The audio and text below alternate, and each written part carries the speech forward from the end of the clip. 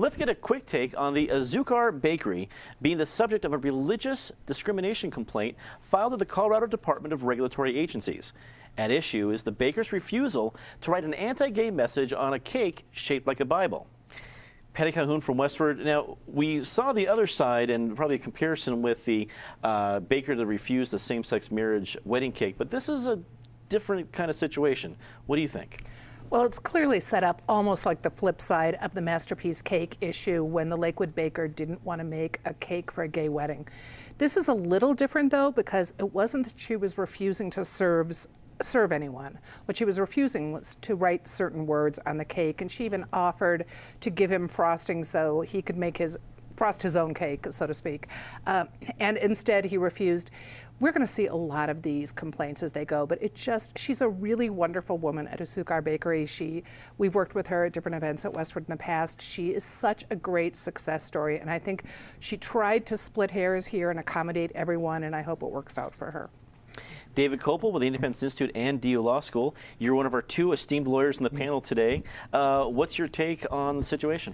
All the bakery controversies show the triviality and absurdity to which the pro and anti-gay people have taken a really good concept from original civil rights law.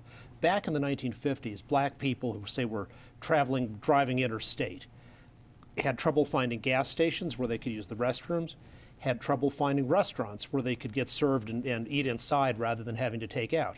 And there's actually something called the Green Book that people would buy, which would tell you, oh, you're going through Fort Lauderdale, here's where you can get served, here's where you can use the restroom. That was a real problem in people's practical lives. We do not have a problem in this country of if you want a cake for your gay wedding, you want to make somebody a participant in your wedding, and one baker doesn't want to do it, you don't really have trouble finding another baker. And likewise, if you want to write some anti-gay message on a cake, write it yourself.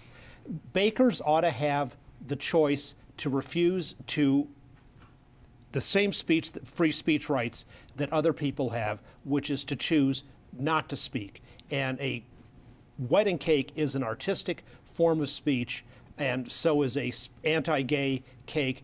Free speech for all bakers all the time. Penfield State, attorney of the Greenberg trial rig, also a longtime state lawmaker, the second of our esteemed lawmakers, attorneys at the table. What do you think about the situation? I agree with David in one part. This story resonates with me because as a kid, when my dad was in the military, and we'd drive from duty post to duty post, we had instances where we'd go places and the restaurants wouldn't serve us, and my parents actually used to ask if they would at least send some food out the back door to feed the kids if they didn't want to serve the entire family. So this whole sort of tension between public accommodations and freedom of speech resonates with me. I think it has been trivialized in the instance of baking cakes and who provides what cake under what circumstances.